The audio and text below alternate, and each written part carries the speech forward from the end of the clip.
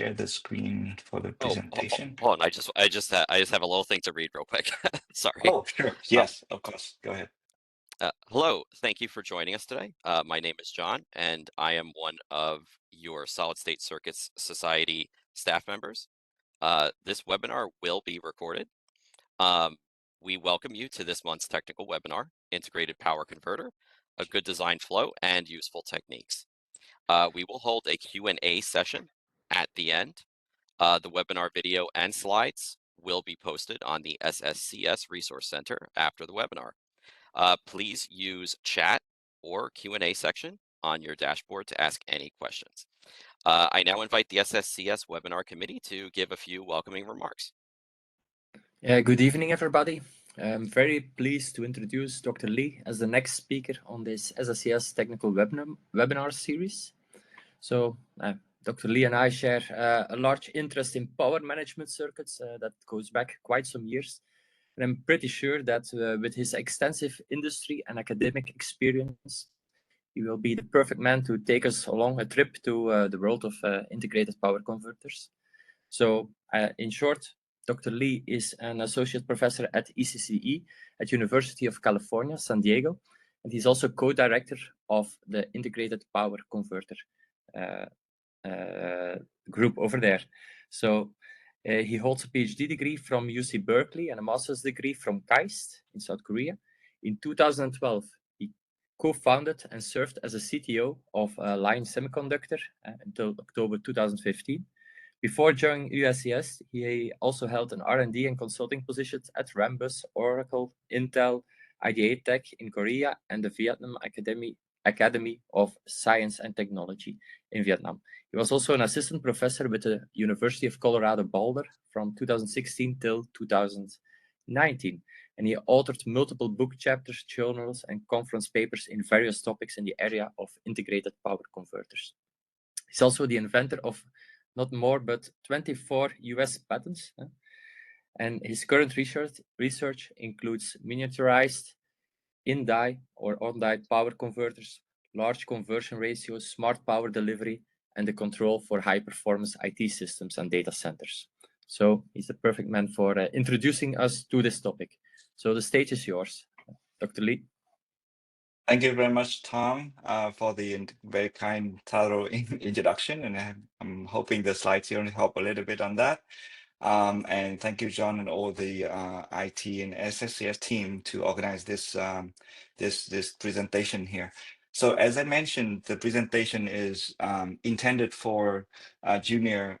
Okay, let me see if it's. Okay, I hope the screen sharing still looks fine. There's nothing blocking it. Is that correct? Oh, that's okay. Okay. Let me go back to here. Let me click on this. Do not show this message again. Okay, all right. So yeah, so for this presentation, I intended to give an overview of an integrated power converter design flow and some useful techniques and consideration in the design flow targeted for junior engineers in integrated power converter design and maybe some experienced engineer in other area but might be interested in how integrated power converter design is done. So that's the target of this presentation here. Now, if you're not in those categories and if you're just interested, you're welcome here as well. So very quick introduction here. I have been in the area for now more than 20 years and trying to do the integrated power circuits for many different applications, starting from simul converter from around 2007 until so publication in 2007, but actually I started working on that from 2005, 2004, 2005. Until the around 2009 or so in publication at ISSCC between 2007 and 2009. My first IC product in integrated power converter was actually applied for the one of the first AM OLED display in South Korea for LG phones that is shown here. And so I was very proud of the time that I learned and applied the knowledge that I learned back in KAIST in Korea. And then at Berkeley, we designed the first, one of the first fully integrated power converter that is for high performance computing, so very high density power converter. That is a part that I also share some part of the interest with Tom here for the switch capacitor converter, fully integrated switch capacitor converter. And then we have applied that switch capacitor converter into a processor. And that was one of the first Raven, we call the Raven, but it's a RISC-V architecture for integrate for a processor. We call it accelerator these days. So you see a lot of RISC-V processors are coming out, and one of the, I think, most well-known company in the field is SiFi. So that was the origin of SiFi here that was started at Berkeley. That used the fully integrated switch capacitor converter that we designed. And in the career for professorship, I have been doing hybrid converter that combines both both capacitor and inductor, and try to integrate them together to make a hybrid converter that takes advantage of both inductor and capacitor as a passive power transfer element. And going further, we even saw the opportunity in what if part of the environment is already having those passive components, as in, USB cable, for example. Those USB cable actually have a quite significant amount of parasitic inductance, and we could use that inductance for power conversion as well. So that's the idea of the smart USB cable that we did at ISSCC 2019, where we showed that the USB cable can be smart, combining the power delivery as a copper power delivery to power conversion in the meantime of data conversion or data transfer in the USB cable as well. So the cable becomes also part of power converter for its parasitic inductance. And then we did a lot more large power conversion, large voltage conversion power converter for data center application, a very high current density, very high input voltage. So it's a big challenge for integrated power conversion. We started with discrete gallium nitride devices, but then we went on to do quite a bit more of the research in this topic using integrated power converter. So overall, the research is, my research is really around this topic here of how to make the power converter smaller. The integrated word here is for miniaturization. Make them smaller, hopefully with that, make them smarter for the power delivery as well, and make the system more energy efficient. The applications, you can name the application here, is a really widespread application from essentially everything using electronic circuits that they will need power delivery, and we believe that we can try to support them with the smarter, more efficient power delivery. Okay, so this application, of course, we mentioned mobile data center, soft robotic also need miniaturized power delivery, and then DC home, DC building, the Internet of Things, even for low power side. Now, going straight into this topic, I hope so far I have been trying to motivate you in the idea that, yeah, integrated power delivery is really interesting and really useful. This slide is essentially say a little bit more in detail of that, where they are in terms of integrated power delivery or miniaturized power delivery, starting from the big system like car, or even train, even power delivery in home. All of these are related to power management, power delivery, and drive. From the motor to drive up the windows, right? Up and down for the car, that is actually power electronics. That's motor drive is a part of power electronics. How can you generate that efficiently? How can you drive that efficiently? Or all the entertainment system in your car are all powered from a battery. Previously, it was 12-volt battery. Now it is moving to 48-volt battery. That power conversion needs to be there and being efficient, being small so that it doesn't add weight to the car, and so on and so forth, right? So in home, you see that a lot of examples for this as well.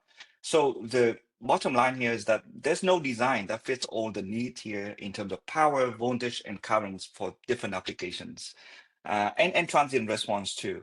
So the design become very interesting. And now if I dive into much smaller system, this smaller system here is phones, right? Smartphones that almost every one of us have one. Someone even have two or three phones that they are using. So there's a huge demand for power management in a single device. What is that huge demand? What does that huge demand look like? If you look into the phone here, all the parts that you see in terms of the rectangles circulating the area here. Sorry for the drawing, but the rectangle actually should cover a much larger area because of the slides jumping. So it looks smaller than it should be. But they are actually, so this whole area here is actually power management. And then this whole area here is actually power management right here. And same applies to that over here and then over here. So all the area that you see that are not big chips, like this big chip right here, this big chip is the Apple application processor chip that processes all the computation, but the remaining area, most of the remaining area are all actually power management. So you may wonder, really? Why do we have so many? So it turns out that if you see anything with a dot, this guy with a dot, that guy with a dot, this is with a dot over here, everything with a white dot, they're all inductors. And everything else that are not inductors, that are look like, oh, small parts over here, they're all capacitors. And all of them are for power delivery and power management. All of them, literally all of them. So then, if you look to the right here, you say, oh, it seems that Samsung is doing much better of a job of power delivery than Apple, because the rectangle here seems to be really small and they don't occupy a large area. Well, that is true for this side of the PCB. We flip to the other side of the PCB. Turns out the whole area is power management. All of them area is power management. And the reason for this is that there's no Moore's law for passive components, at least not yet. The integrated passive component industry is trying to move really fast, trying to solve this kind of problem here, that the area of the board just keep increasing for power management, while all the other things, other computation and functions seem to be integratable and make them smaller. And it seems that generations after generations is only getting worse. And the reason why it's getting worse, because we have more functions now. We have a lot more functions on the electronic system that we want to turn on and turn them on and turn them off individually so that we can manage the power more efficiently. The same way that you go into, for example, your home, you don't want one switch turning on, when you arrive at the home and then everything turns on, right? You certainly want to have individual switch for individual lights, TV, speaker, and so on and so forth. You want them to be managed individually. Very much the same way on the phone here, that you want the function of the camera, the function of the display, the function of communication, or even video decoder. All of them have to be turned on only when needed. Otherwise, it's going to consume a lot of battery and shorten the battery lifetime. So that is exactly the function here of many of these power supplies try to manage the power more efficiently. But then we lose the area, right? So that's the trade-off. So that is the motivation that, okay, we probably need to do a lot more integrated power management then, or power management IC, a PMIC. And in this talk, I will try to convince you that, yes, in terms of power management IC, it turns out that they are not as just a simple power converter that you may think of, oh, just input and output voltage, 3 pins, input, output, and ground. There are a lot more things in there. They're actually mixed signal IC design. And we'll look into what the most important components of the power IC. How do we use transistors as an active device? How do we drive them in power management IC? What kind of gate driver are we talking about? We'll talk a little bit about one perspective in ESD, or electrostatic discharge protection for power converter as well. And then we will spend a significant amount of time on layout, so that you have an idea here of from the schematic to layout of an integrated power converter, or PMIC. What it looks like in floor plan, power switch, gate driver, power grid, and routing. And at the end, we'll talk about the test. So this essentially shows you a flow of designing any chip, any IC, not just a power converter. We need to talk about the schematic, we need to talk about layout, and we need to talk about test. But particularly, all of these topics are going to be tailored toward PMIC, power management IC. What are the more specific things or different things in power management IC compared with other type of IC that you might have done? So in terms of the PMIC examples, I want to show you this. This is actually the first chip that I designed for the LG phone that I mentioned earlier. This is a SIMO converter chip. So if you look at this, this was designed and fabricated on a, I believe it's 0.5 micrometer process back at that time. It is pad rings around here, right? So one wire connection to the chip. And then on that, we have many different circuits. We have the switches. So these are the switches for the SIMO converter. So SIMO converter, single inductor, multiple output, DC-DC converter. It uses only one inductor, try to provide multiple outputs so that we don't spend a lot of area for passive components, as you saw on the example from Apple and Samsung phones earlier. So that's the idea. But then on that, what do we see? We see, okay, we need the switches to drive these 6 switches. And then we need the gate drivers for them to drive these switches. We need the control circuitry to generate the right logic to turn them on in the right sequence, in the right operation for certain mode operations, right? So that's the logic here. And then before that, now we have some state machines. So this state machine, so this dead time control and gate driver can be done manually, meaning in the custom design. And then the dead time logic and control, or logic control over here, can actually be synthesized in some of the power converter, especially modern PMIC design these days. But before that, we still need to interact with the voltage that we want to regulate these levels to. So these voltages are at different levels. So we need some comparator, some operational amplifier. Then those are the analog, come back to analog design, right? So we have a digital in here. We have an analog and power. We may use some DAC as well to generate some reference reference levels to control these voltage differently. So all of this together, and then we have some bias. We have a frequency generator. We may have SPI to program this chip as well. So all of this makes the power management indeed a mixed signal IC design, not just power or custom design. You can look at another example here. This is the 2019, the smart cable idea that I mentioned earlier, power converter.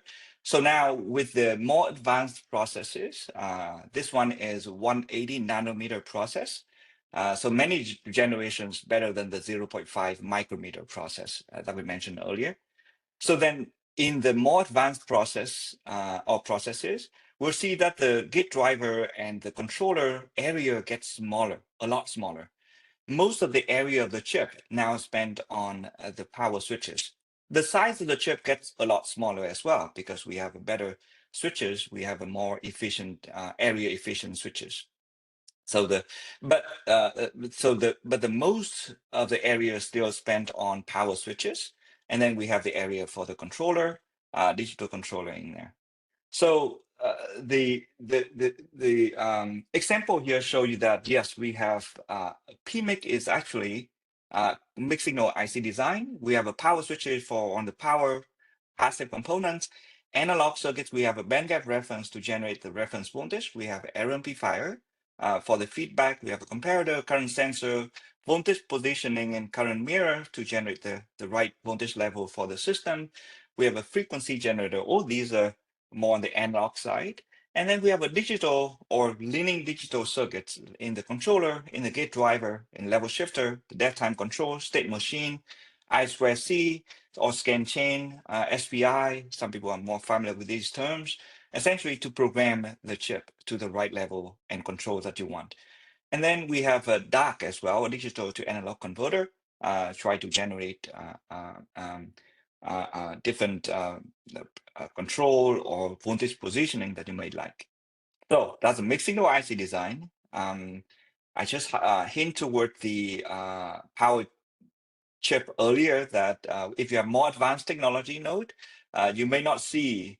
I'm sorry. The biggest area that you see on the chip are essentially the power switches, and the control circuitry gets a lot smaller. So if you go full integration of the power converter, which are these two chips here, that they integrate all the passive components for power transfer as well. In this particular case, that is the capacitor. So interestingly enough, when you integrate all the passive components, they become the dominating factor of the area. Not anymore the control circuitry, not anymore the power switches. The passive components are the area consuming part. So you can relate to that when you remember we showed the PCB side, right? So on the PCB, the passive components are just so difficult to be made smaller because they need to transfer certain power. So in this particular case here, if you look into here, this is a power converter core. Everything that you can kind of think you see, they are actually capacitors. And then anything that you know difficult to see here, I'll make an example on the left. But then they are some of the switches you don't even see here. But whatever you see, you think you see, they are actually capacitors.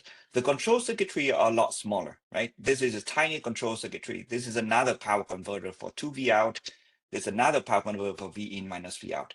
Now, for the left here, this is 65 nanometer, and this one's 32 nanometer. If you go into 32 nanometer and you zoom in here, you think that, oh, you see the power switches over here, and then you see the, you know, some black line in the middle and so on and so forth. Turns out that everything you see in purple, they are all capacitors, all of them. And you may ask, well, then where are the control circuitry and the power switches? They are actually in these black lines, all these black area. They are actually power switches. In the middle, the control circuitry is a big black over here, like tiny area. Okay, and the remaining part are decoupling capacitors. So the bottom line to show here is that yes, when you integrate, this is for those who go to more advanced design later and you say, oh, I want to do the full integration of power converter. The lesson learned at this point is that the biggest area is going to be passive components, and the power switches or control circuitry are going to be really, really a lot smaller. All right, so then now let's go into how do we design these power converters.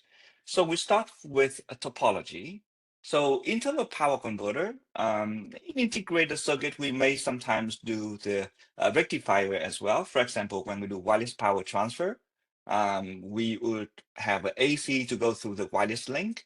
And then after that, we have a power converter, DC-DC converter. So for that, receiving the AC at the AC signal at the wireless link, we need some full rate rectifier. So we rectify that and make DC. We can use an LDO to generate a voltage at the output that is smaller than the input voltage. The LDO issue is its efficiency is limited by the ratio between V out over V in, and that is because the LDO is really doing the linear conversion. That means this pass switch here is acting as a variable resistor. So when it's acting as a variable resistor, the output power over the input power is really just V out over V in. And that defines the efficiency of the power converter. So if you have output voltage, let's say of 1 volt, and then the input voltage of 3 volt, regardless of what you try to do for control circuitry, in linear regulator, the efficiency is 1 over 3, or really about maximum of 33%, right? So that's not good because that efficiency is really low. So we need switching converter. In switching converter, we use buck converter, boost converter, or buck boost converter. These converters can step down the output voltage compared with the input voltage in buck converter, step up the output voltage compared with the input voltage in boost converter, and buck boost can allow the output voltage to be, in this case, absolute value larger or smaller than the input voltage. So the switching converter has a benefit that, you will do charging the passive components and then transfer that charge to the output. So it does switching rather than linear operation. So it's similar to you're comparing between filament bulb in lighting and fluorescent bulb in lighting. So fluorescent bulb is not continuous, while the filament bulb is actually continuously burning the filament wire, right? So heat will generate the light. So that's a continuous, it's really inefficient lighting. And the fluorescent bulb is actually doing pulse energizing. And then the pulse will have some lasting impact on the fluorescent material. So that's why the lighting comes more like continuous to us, but actually it is switching at about a few tens of kilohertz and is a lot more efficient. Now you have a LED, so that's a different way of lighting that is more efficient as well. But I just want to compare between switching and linear regulator. So the first thing in power converter design is choosing the right converter topology. Now, converter topology here are the three fundamentals one, but we have to work, in my group, we are working on hybrid converter, switch capacitor converter. There are many other types as well, but we use switches and we use passive component to transfer the charge from the input to the output. How do we use switches? So unlike the analog IC design, that we want to use the switches in the saturation region, where the current is controlled by VGS, right? VDS is always high enough such that the transistor is in saturation. So the current ID is controlled by VGS. So that's a saturation region for MOSFET transistor. Well, in power converter, we do use that type of saturation in linear regulator. But because we need to leave some VDS here such that the transistor can be in saturation for linear regulator in regulation to have enough loop gain, we lose in the voltage drop, right? So this voltage drop will result in the inefficiency of linear regulator. In switching converter, however, we want a no drop voltage across the switch, because if we have this switch conducting some current, if we have voltage drop over the switch when the switch turns on really small, then the power consumption of the switch will be VDS multiplied with the ID. If this VDS goes to 0 or really small, then the VDS multiplied with ID will be really small, and that we will have a really small power loss on the switch. Okay, so in switching converter, we don't operate the transistor in saturation. We actually operate the transistor in deep triode region.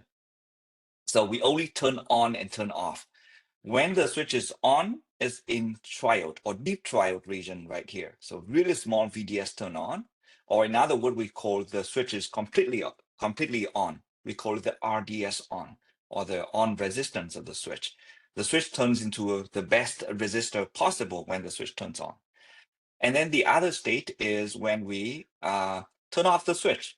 So when I turn off the switch, there's no current flowing through. So if this VDS gets larger, there's no power consumption on the switch anyway, because there's no current going through the switch. We just need to make sure the switch is capable of the breakdown voltage for VDS.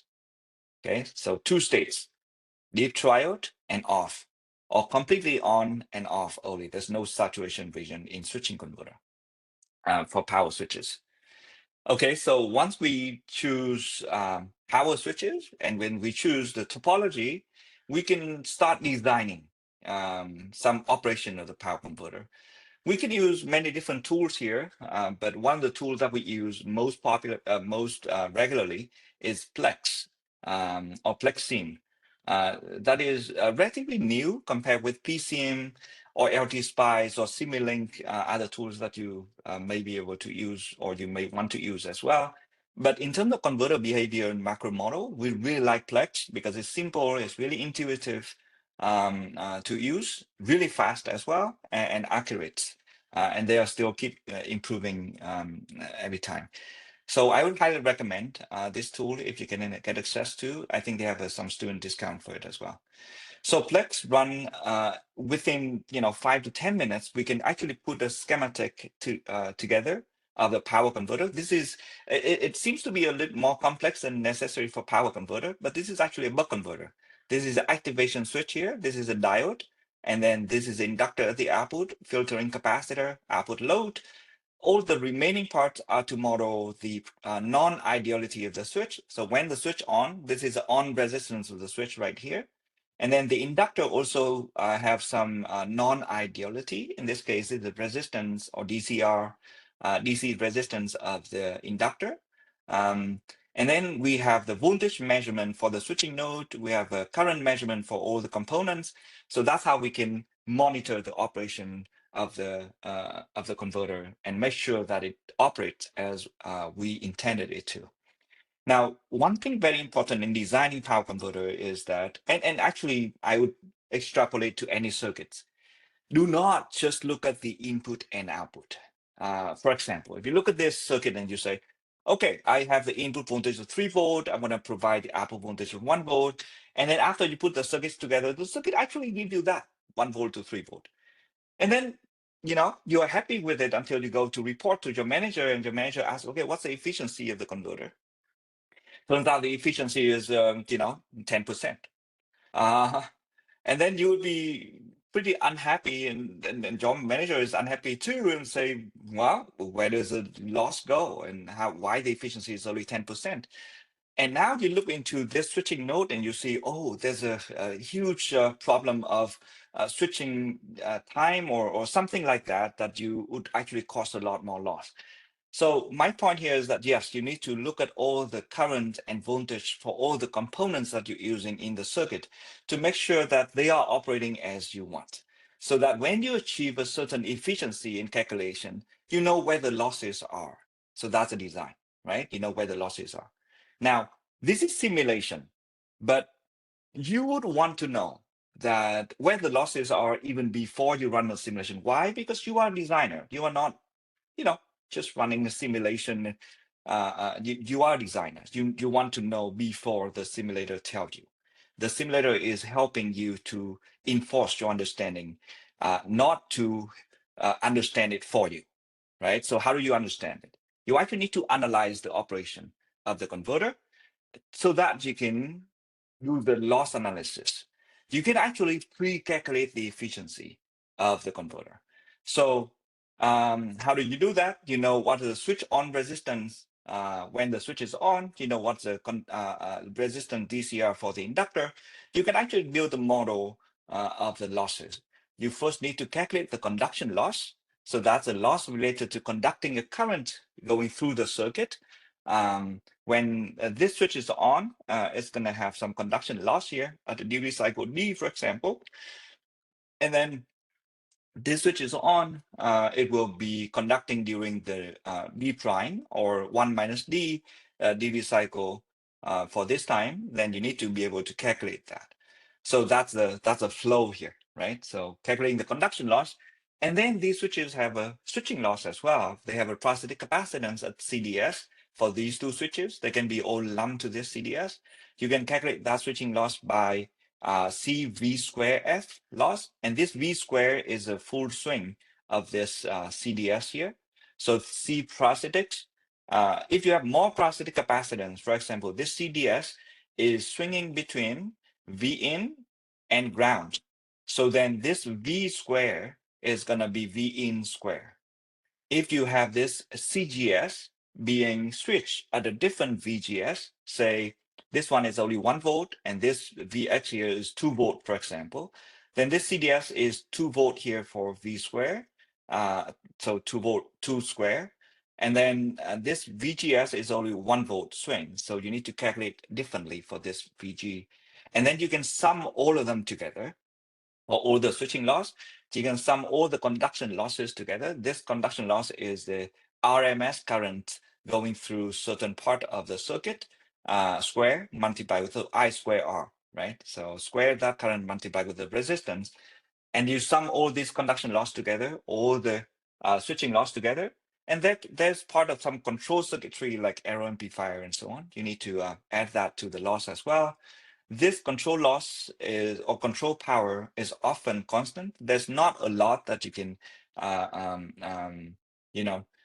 do the optimization on, except for some really light load or like wireless sensor network or very low power application. Then the control power will become a big part, and you need to optimize for that more carefully. Otherwise, most power converter, this is the two parts that you are optimizing for. And especially in integrated power converter, for passive components, you always want the best passive devices, like the largest inductor and the smallest DCR. So the optimization comes down to be what is the area that you're given to, or space that you're given to, so that you can make this one best. What you can optimize is the size of these switches. So if you make them large, then they have a smaller resistance. That means they have a smaller conduction loss. But then you increase the parasitic capacitance from the large size switches. So then the power consumption for switching loss increases. So that's why there's an optimal point where you achieve the optimal or optimized conduction loss plus switching loss for these switches. So that's where the optimization script comes in. You can write all of this losses with parameterized based on the switch sizing and switching frequency to optimize for this converter. You can do MATLAB sweep for all of these parameters, including the inductors as well, maybe for certain goal of your design, for example, power density, efficiency, and then you can verify this by simulation. And I can tell you that in simulation compared between Plex and this analysis here, the assuming you do the right timing in Plex simulation, the results are really, really closely matched. This is one of the few IC design that you see that your hand calculation can match really well with the simulation if you do it right. Okay. So that would give you the first step in this. The second step in design is that after you have the topology operation, now you can do loss analysis. You can compare with the simulation to see if it's accurate. And now you go into IC design. When you go into IC design, you first need to characterize the switch, right? The power switch. So how do we characterize it? We know that the transistor will operate in deep triode region. So it is this region right here. So then we need to analyze the circuit as in deep triode region. So how do we do that? Well, what we do is we first use a unit transistor size, because some of these power transistors are really large. They can go into the width in the 10 or tens of millimeter. Again, tens of millimeters. So the size is really large here for power switches.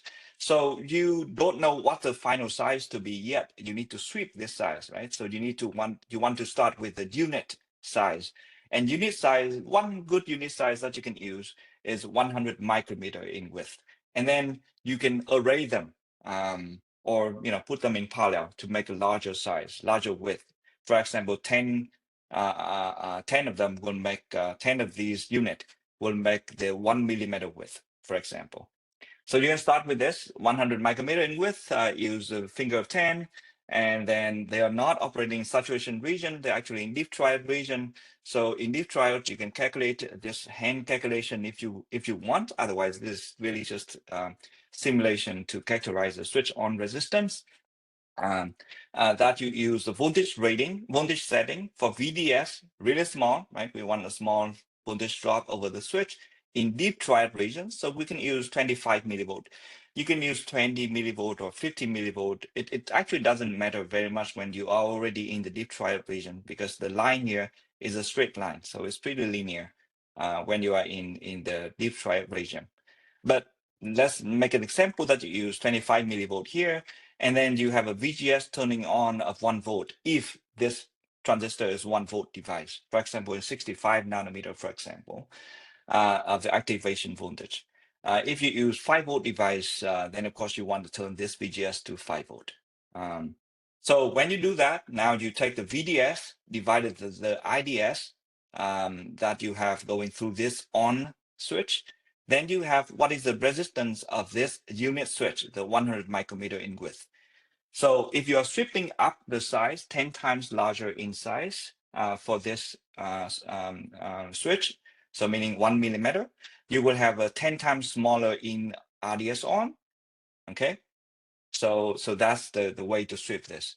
Now, of course, you need to characterize the capacitance as well. So one way to characterize the capacitance could be this way here, that you use actually switching to characterize the capacitance. Some people just use the cadence analysis for CGG. That would be fine too. Actually, it's pretty close. But I like to use the switching style here. So if we are switching this gate capacitor, so this is a power switch, a source and drain are connected together, and then we are switching the gate here. If this gate is being switched a certain frequency at a certain VDD, then we have a power consumption of C VDD square F power consumption for this. Now we build exactly the same circuit for the driving, and we add in a test capacitor.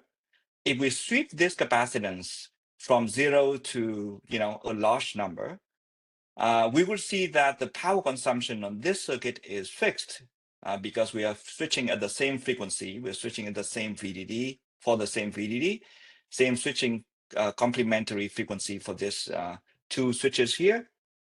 Then this power consumption will be a fixed number.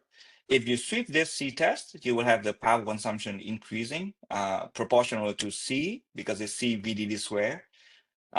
When we have this line of C-test crossing the power line on this circuit, then we know that that's the value of C-test equal to the C-gate. That's how you get the C-gate. So C-gate will be equal to C-test when the power consumption of these two circuits are the same. You need to switch for many cycles, say 100 cycles to be 100 cycles of these. Switch 1 and switch 2 to make sure that the value are closely monitored and calculated. Now, in integrated circuit, we also add this factor here of 30% increase. This is coming from parasitic capacitance in the layout. So if you look at this here, this is the layout of a power switch.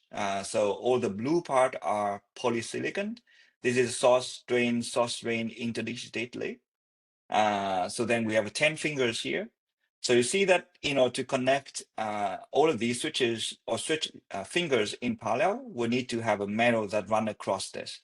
So when we have a metal run across this to connect all the drains together and then all the sources together, we will have a parasitic capacitance between the poly that is going vertical here and the metal that's going on top. So all of these interdigitated source and drain and gate are connected to, are going in parallel, and then they will form parasitic capacitance. We estimate that about 30% of the gate capacitance, additional 30% will come from all these parasitic metal-to-metal capacitance. This is a conservative number, but it's good to use. Now, we know that some of those, when we switch not only the gate, but then the drain are being switched because of this switch turns on and off as well. Right now, we only analyze the gate. capacitance, right? So because we short the drain and source together here.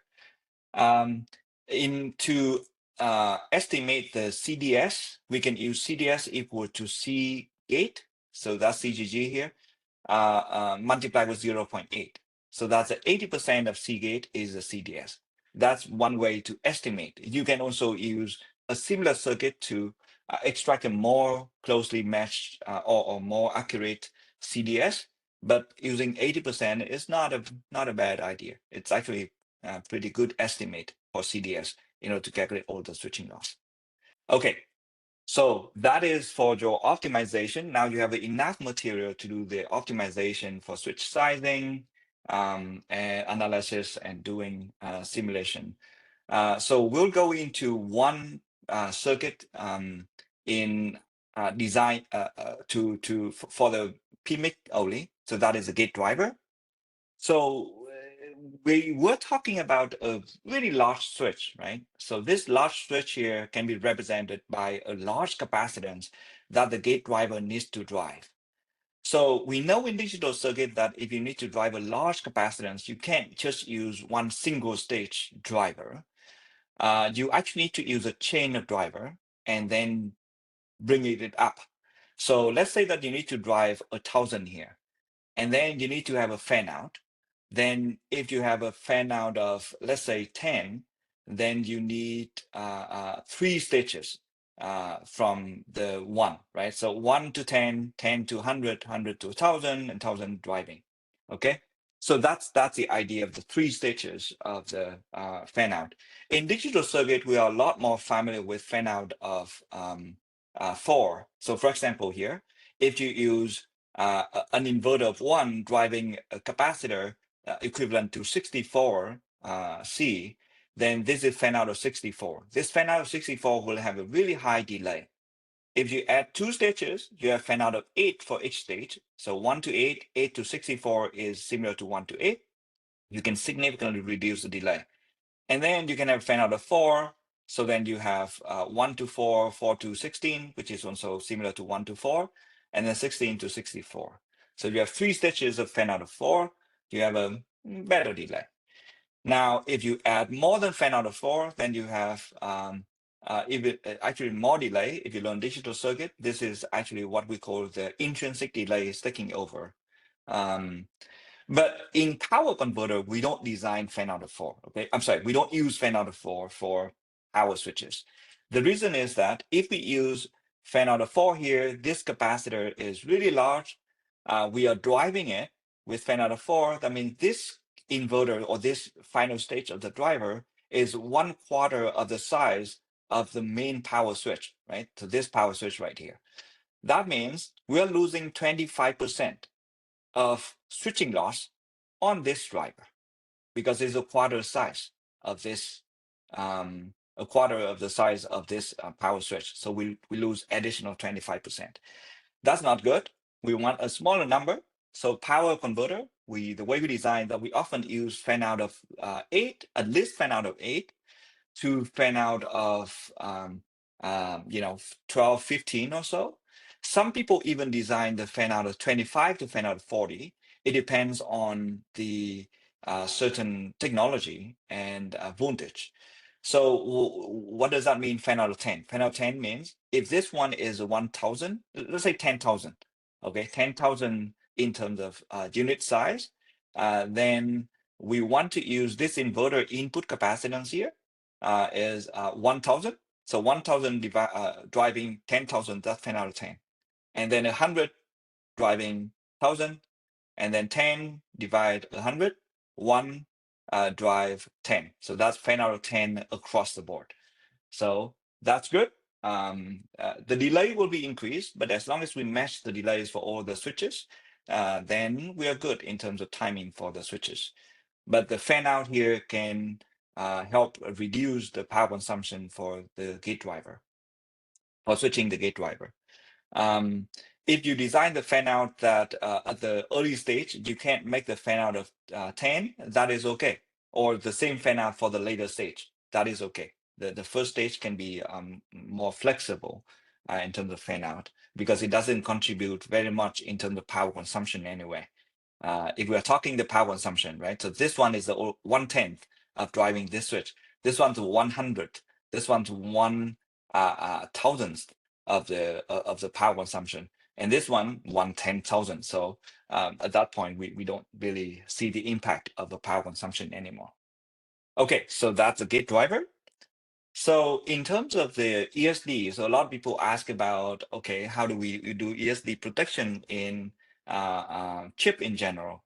In ESD protection, we need diode to flow the current or ESD electrostatic discharge going through different nodes. For example, electrostatic comes into here and it needs to go out in here. Well, great, we have this guy to protect. It doesn't have to go to the circuit.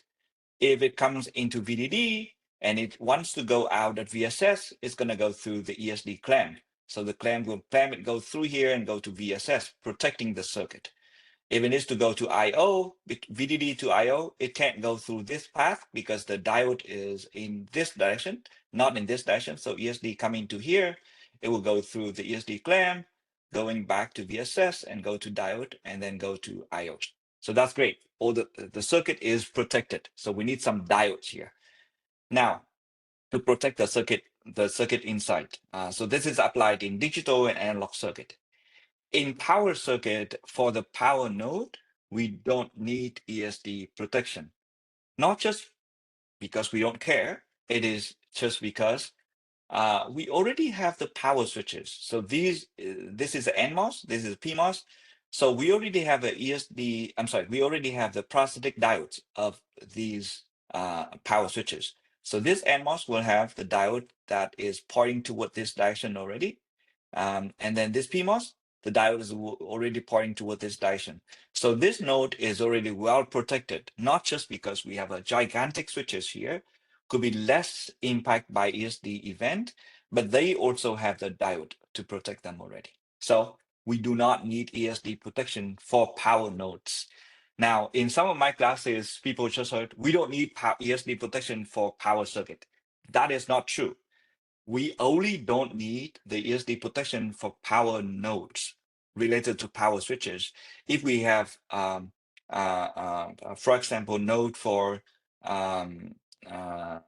digital communication like I2C, we still need ESD protection for that, for those nodes. Okay, this is only power nodes. We don't need the ESD protection for them. Okay, so I will transition now to the layout part. So in the layout, if you have done some PCB design, this one will actually be pretty helpful for you in connecting with you. If you have not done any PCB design, any layout at all, this part may be a little bit fast and maybe a little bit difficult to understand. So hopefully you can watch this video after you start learning more about the layout. But I will try to be as intuitive as possible for the layout part. Okay, so layout.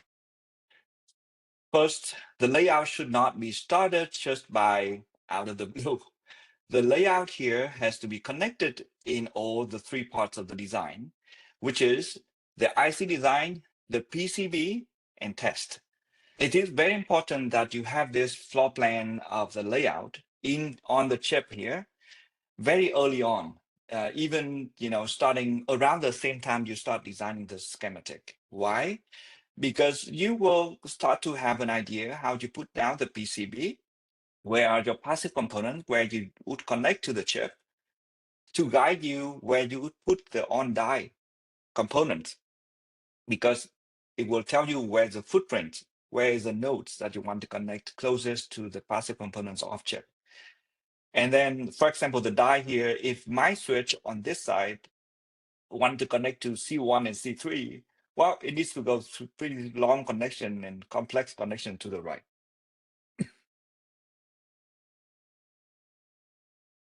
So I would like the switches connecting to C1 and C3 on this side, the switches connected to C2 and on this side, right? So they should be on this side here. So that guides you through the footprint. And then footprint will translate to, okay, how do I do the PCB? Can I make the PCB easy connection and optimized connection? And now I know that these footprints and PCB, I will translate into layout. And the layout, when I start putting things in, I will know, okay, is that possible? Or I need to re-optimize the footprint and PCB a little bit. So all these are very integral to each other in terms of design. So once you know the layout floor plan, you already know where the switches roughly are. Now there can be iteration afterward, of course, but you know roughly where they are. You can start looking into, okay, what is the actual design here in terms of PCB. So for those, I'm sorry, in terms of the IC layout, for those who are not familiar with IC layout, this is a fantastic picture, 3D picture of IBM chip in 1998, showing everything that you see here are just copper. Okay, so the color here all copper. So this is a big copper here for power, copper here for the veer coming up, copper here for a lot of the lower metals. Lower metals have a tiny wires, and then going to upper metal, you have a bigger wire, and then on top you may have a very big wire for power delivery and so on. So on the left, this shows the vertical structure that you go from like the front end of the line fabrication. So the front end fabrication here for semiconductor. And then you have the back end of the line for all the metallization going up and then connect to the pad or the bump. For our design in my group, we always do flip chip bumping. And that is because we want the shortest connection to the PCB. We don't like bond wire very much. Okay, so these are showing the veer, metal layers, copper metal, copper 2, copper 3, copper 4, they're all metal layers, and then connecting up. So you can see that if you have a really good power switch down here of resistance in the milliohm range, you need to do a really careful job of connecting it to the outside world, which is the pad here, right? Or the solder bump here. So the shortest connection from the power switch down here to the bump is a vertical, right? Not lateral. Lateral means you will need to travel the current in a very thin metal layer that is really costly in terms of resistance. So you want vertical, straight vertical connection. The straight vertical connection, however, is a little bit tricky because you have, see, this one is the drain, this one the source. Both of them are in the vertical line with one bump, and that is only the drain. So you will have some horizontal traveling, but then how can you, connect all the sources together and connect to, for example, next to here, you have a solder bump for the drain, then you need to somehow connect to there with the least or with the lowest resistance metal or contacts connection to that side. So it's all about vias, putting in as many vias as possible, as many layer metals as possible for the connection to reduce the conduction loss getting off chip. So that is showing here. If you have a switch, in layout, it's all about R and C, or resistance and capacitance, and these are parasitics, okay? Parasitic resistance, parasitic capacitance. So we care a lot more about resistance for high current power converter. So this one is a poly. This is the concept. This is a source. This is a drain. Source, drain, source, drain. So we need to connect all the drain together. These are the via one. The yellow are the via one. The yellow line here is metal 2. This is metal 1 for the blue. Or the green, you may say. So the green metal 1 here. So we need to connect metal 1 drain to metal 1 drain, and that is a veer to metal 2, veer to metal 2, and then metal 2 running across. So then we can like drain, drain, drain, drain, all these drains together. And then on the other side of the switch, so this one is a zoom in of 1 unit transistor. This unit transistor is 1 unit right here. Okay, so we have like around 30 different units, I believe, about 30, not different, 30 same unit here to form a gigantic switch, right? Really big switch. It's about 10 millimeter in width. Then each unit, we have many fingers each of these figures, we need to connect the source and drain together. And this is how we connect it. So all the drains are connected here, all the source are connected interdigitally somewhere in here together. And we need to try to connect it as strong as possible going all the way up, right? So how do we do that? This is a metal 2. Now on top of metal 2, now we have a straight metal 2 here. We can put in a lot more vias from 2 to 3. Oops. So that is here. So 2 to 3, metal 3 is a greenish color.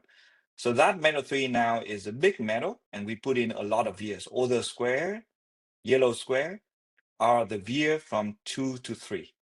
Okay, via from 2 to 3. So a lot more vias that you can see here. Same to metal 4, a lot more vias. So the purple vias are the vias from 3 to 4. So it's all about resistance. So we need to put in as many vias as possible. Let's say each via is 7 ohm per via. We need really 1,000 vias in parallel to make it 7 milliohms to get out of the chip. So if you design a switch that is 7 milliohms, you may as well lose 7 milliohms just to get out of the chip if you're using only 1,000 vias. So now you can see that, okay, maybe I need to use a lot more vias in parallel. After you get all the way up, now you still have a job to connect to the bumps. So see that the bumps are a lot farther away compared with the vias. So you need a lot of metallization on the top metal. Luckily, on top metal, we often have a thick metal, so we can connect them really strongly together and go into the pads, go into the bump here. So that's the idea. So we have to, and a lot of times we get to really close to the maximum metal density, which is a 1 DRC that is required in the layout restriction. And we need to use a lot of times, we need to use as many metals as possible in parallel to reduce the resistance. The gate driver layout is actually not that different from the power switch layout. Because if you look into the layout of the power switch here, the last stage of the gate driver looks like a power switch. So this is a power switch. This is the gate driver to drive the power switch. This is one unit of the gate driver. They look just like power switch right here. This is the PMOS, this is the NMOS, right? So they also need to be very strong in routing, connection, but more so in the gate routing. So you see, this is the power switch. This power switch, many unit in here. This gate metal, just connecting from this driver to this power switch, we need a very thick metal. This metal right here that you're seeing is in the range of 10 micrometer in width. So from here to here is 10 micrometer. And we actually stack many metals on top of each other as well, at least 2 or 3, to make sure that the resistance going to the gate really small. Why? Because we have the big powers. This is the gate driver here, and this is to drive the big switch. So we have multiple gate driver unit to drive a big switch. So this gate driver is really big to reduce the resistance. Let's just say the output resistance of this gate driver is in, let's say, 10 ohms. Okay, so if 10 ohm, if we are not careful in reducing the resistance going to this big power switch, we may as well have another 10 ohms or even many more of ohms. That means this gate driver impact will be negated by the resistance going to the power switch itself, right? It's all R and C. So then we need to make sure that this connection is a lot smaller resistance compared with the power switch for the gate driver output resistance. So that's why we need to have a lot of metal in here. Try to reduce the RC time constants to drive the switch. Now we have the gate driver. We still need the power grid to actually power these gate drivers.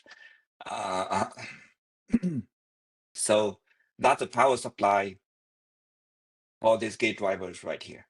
So we need to build a power grid for it. And how do we build power grid? We first need to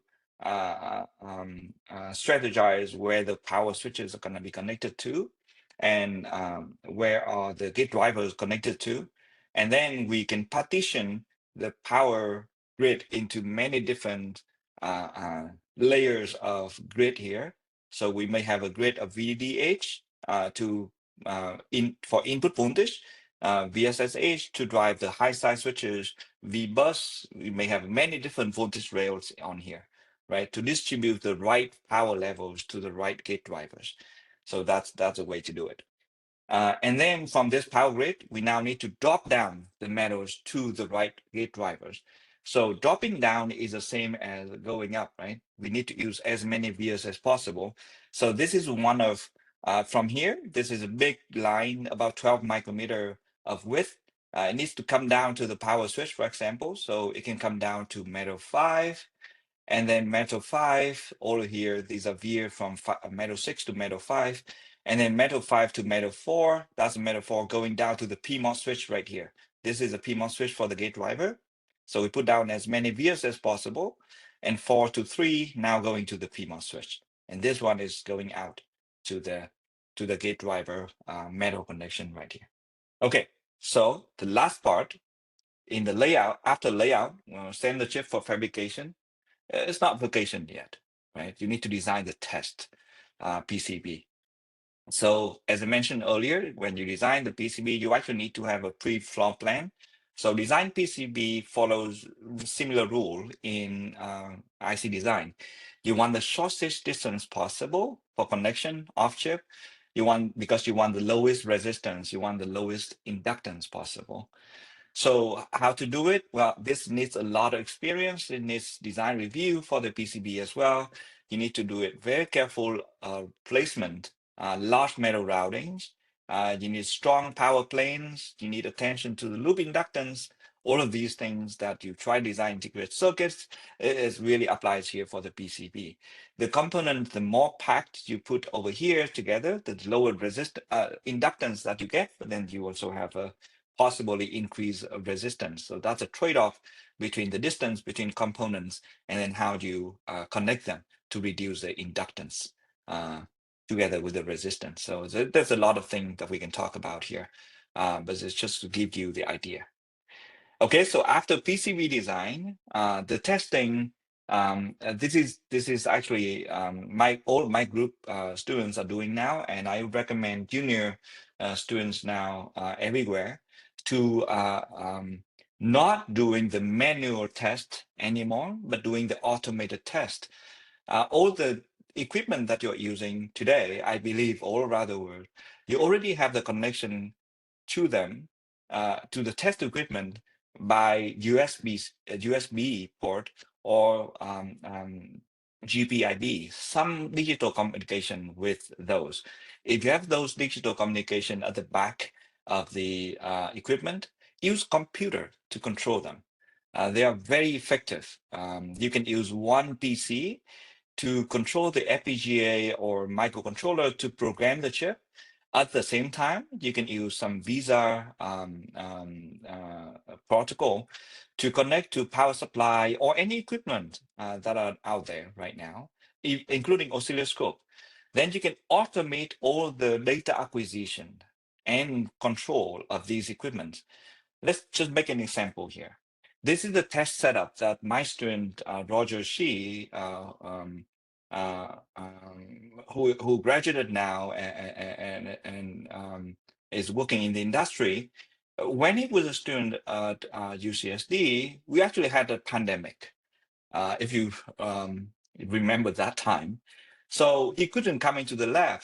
So luckily, he already developed the process of automated testing. So what he did was that he actually left a computer in the lab and he connected remotely to that computer. That computer is connected to all the equipment and his testing board.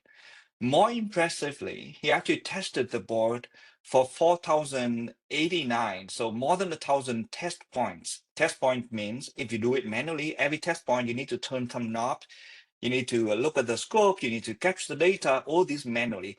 But 4,000 of those points, he did it in 1 hour, completely automated, and he was not even there, right? So completely remote. And then capture all the waveforms on the oscilloscope here. You see that the funny part is the oscilloscope doesn't even turn to where you can see, right? Because you don't need to see. It's really, all the data just goes straight to the computer, stored in the computer here, and then he accesses it remotely. So that's a nice thing about automated test setup. So you can have a test setup for MATLAB GUI, you can use Tektronix, you can use Rigor, all of these are supporting really nice remote test setup.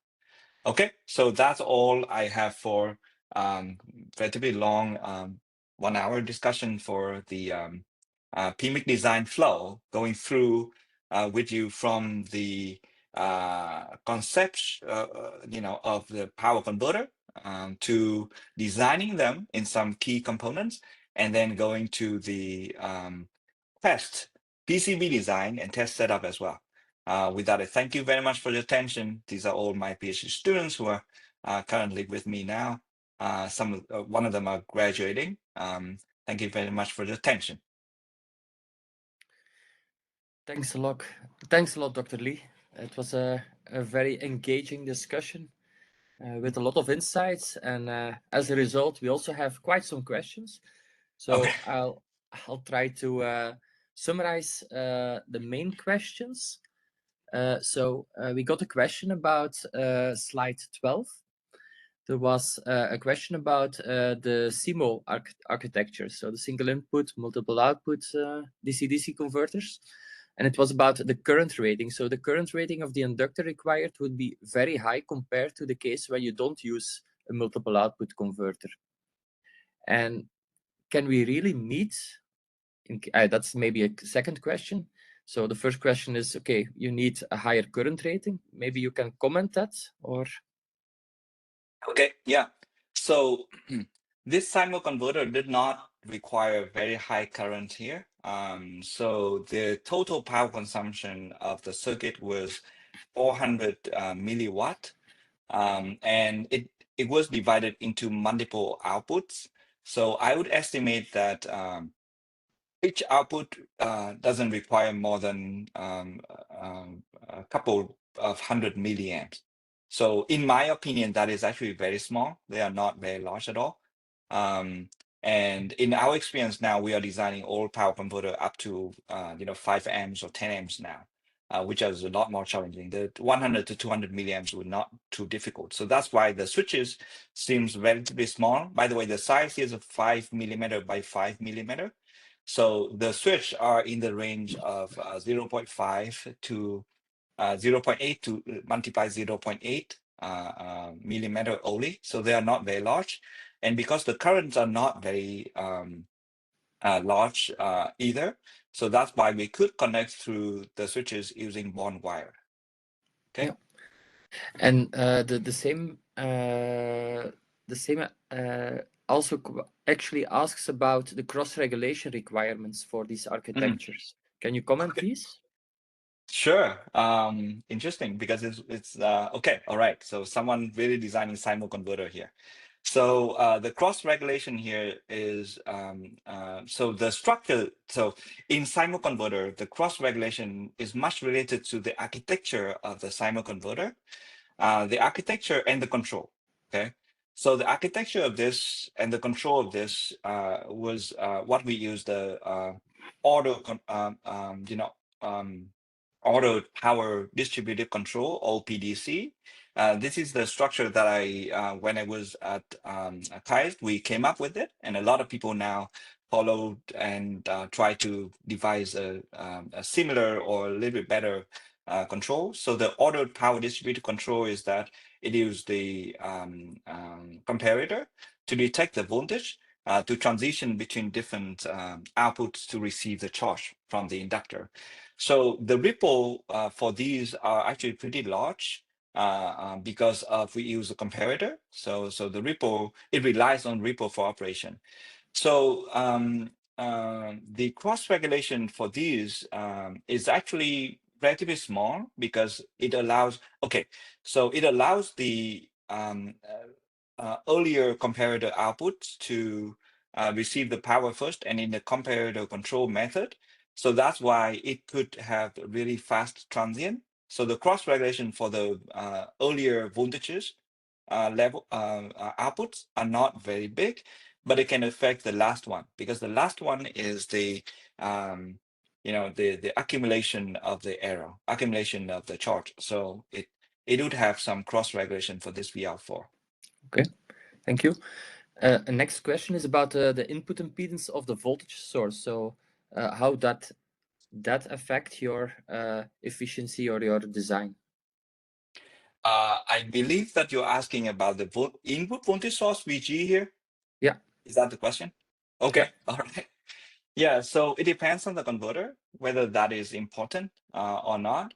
So some research from, I think, Jason Staff group in Dartmouth showed that, actually Robert Pilawa in Berkeley showed that for certain power converter, like hybrid converter, the impedance at the input for capacitor here is important to design the converter.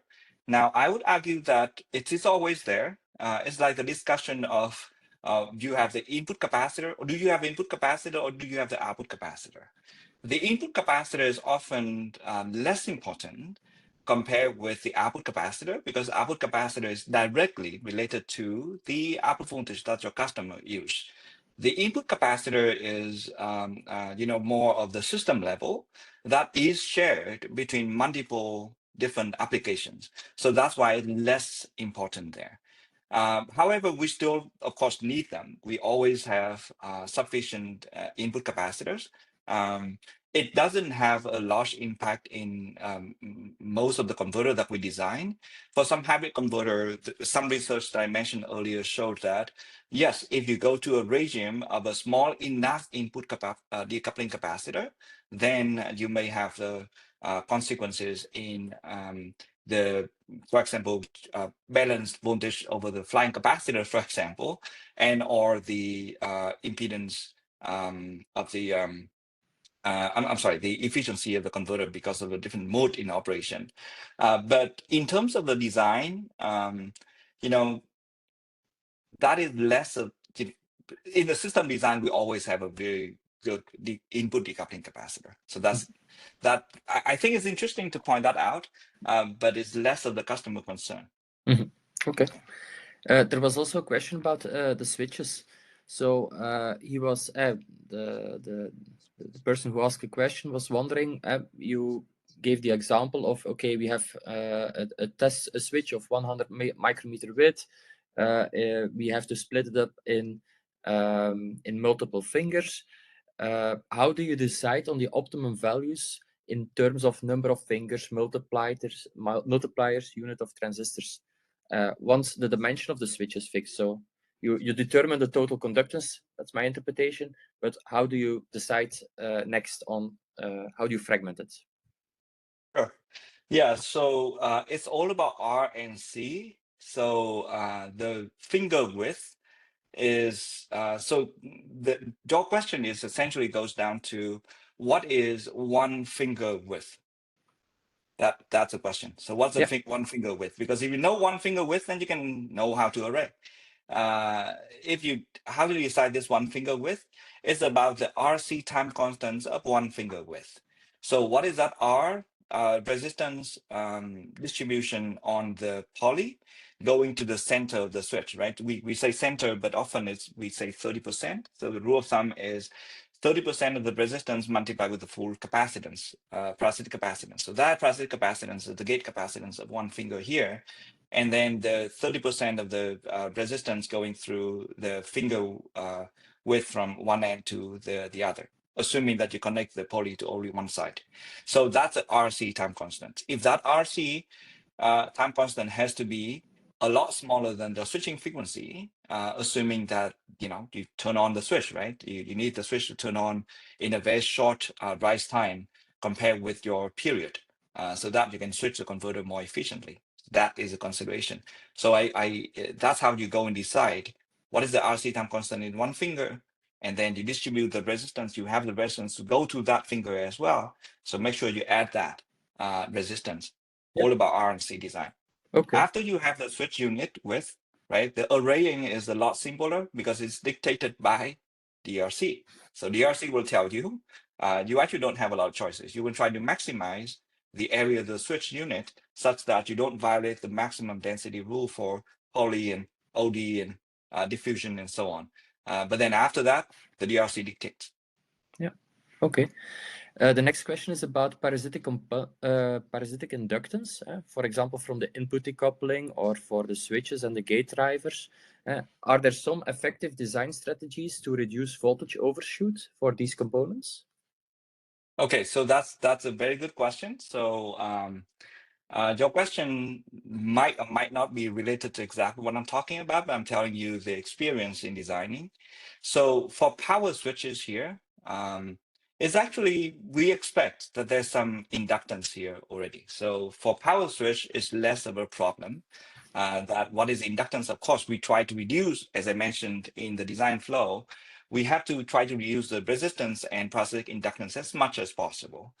So we try to make everything closer together. We try to make, and we are talking about PCB getting off the chip here, because on the die, inductance is not of a concern. Only going off the die, then inductance is a concern. So the inductance of the die, we need to make sure that they are very small. That means we need to make sure the PCB layout as compact as possible, lowest inductance as possible. Somehow, what is the technique to reduce the inductance loop so that the inductance is smaller? That's all you need to use. Okay, even though after you do all that, you still end up with about, a couple of nanohenry, maybe 1 or 2 nanohenry to get from this chip, the drain or the source of the switch to the switching node outside, let's say connecting to the inductor. Now, if we analyze this buck converter, for example, this inductance in series with that inductor, not a huge issue, right? Not a huge issue here. But that inductance may impact the gate driver more significantly. So the gate driver here has to be gate driver, or particularly level shifter, if you use level shifter. If the gate driver logic state does not change during the operation, that does not change forcefully during the operation, then you're fine. You're not worried about that. A little bit of ringing that is going to add, assuming that you already try to do a good job of reducing the parasitic inductance of chip. It's not going to add a very big factor. But then if your logic state somehow is changed because of the ringing at the switching node, then the gate driver and then the level shifter and the gate driver have to be designed more carefully to avoid that switching state or false switching state. And that is more the bigger problem when we are talking about the parasitic inductance ringing here. The ringing for integrated circuits are already way less compared with discrete circuit. Discrete circuit, you can have a ringing that may be really a big trouble for efficiency and for stability of the converter. But for integrated circuits, since we integrate them, we already reduce a lot of inductance. And of course, we'll try to do a good job of timing so that we reduce the ringing as much as possible. So the remaining concern is that whatever the ringing left, it doesn't affect the efficiency so much because we control the dead time correctly, but it may affect the stability of the converter in the gate driver. Then we need to be careful about that. Yeah. Okay. And maybe a final question.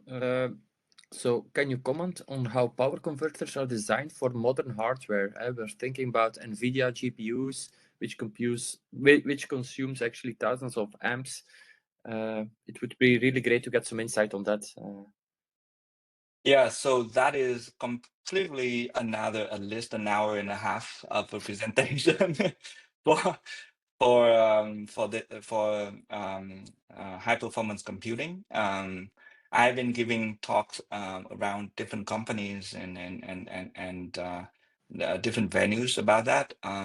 Actually, one of the talks that might be actually is being confirmed coming up soon. You can attend CICC and the conference right after that called CHISIC.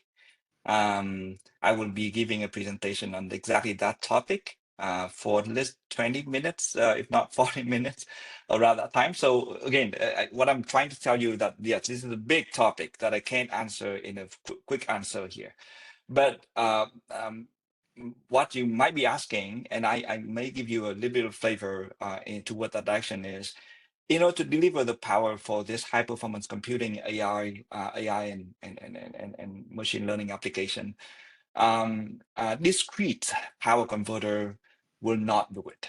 Okay, or discrete power converter alone will not do it. And the reason why I cannot do it It's because we are talking about the current at the level of several kiloamps. For one processor, high performance processor, several kiloamps. And we're talking about current density of that several kiloamps in the area of several hundred millimeters square. So that means we are talking about at least several amps, if not 5 to 10 amps per millimeter square in terms of current delivery for the last stage.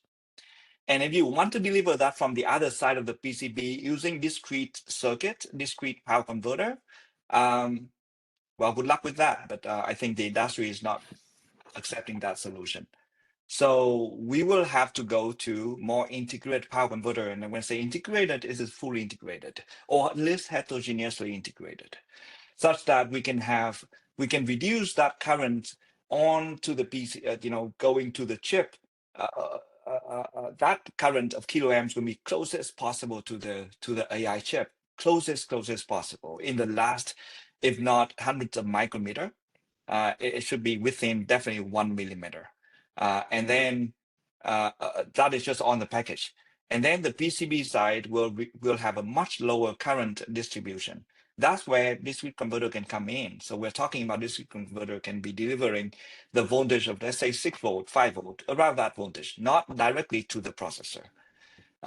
Because directly to the processor of sub 1 volt, I don't see a big hope there for high efficiency, high current delivery. So that's a quick answer for that. But again, this is a discussion of more than an hour here. Yeah, it's like a cliffhanger for CICC, I guess. So yes, didn't mean to give that a hook, but since you asked. Yeah. Thanks a lot. First, Dr. Lee, for your engaging presentation. Given the number of attendees and the number of questions, I think you made a very good talk out of it. Thanks a lot also to all the attendees, of course, for attending to this webinar and for asking all these questions. I hope we were able to cover most of them. And thanks also to the SSCS staff for hosting this talk. Bye, everybody. Thank you very much, everyone, for attending. Thank you. Goodbye, everyone.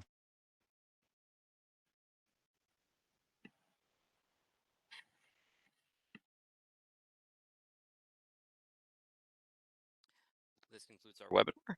As a reminder, webinar video and slides will be posted on the SSCS Resource Center. Have a great rest of your day.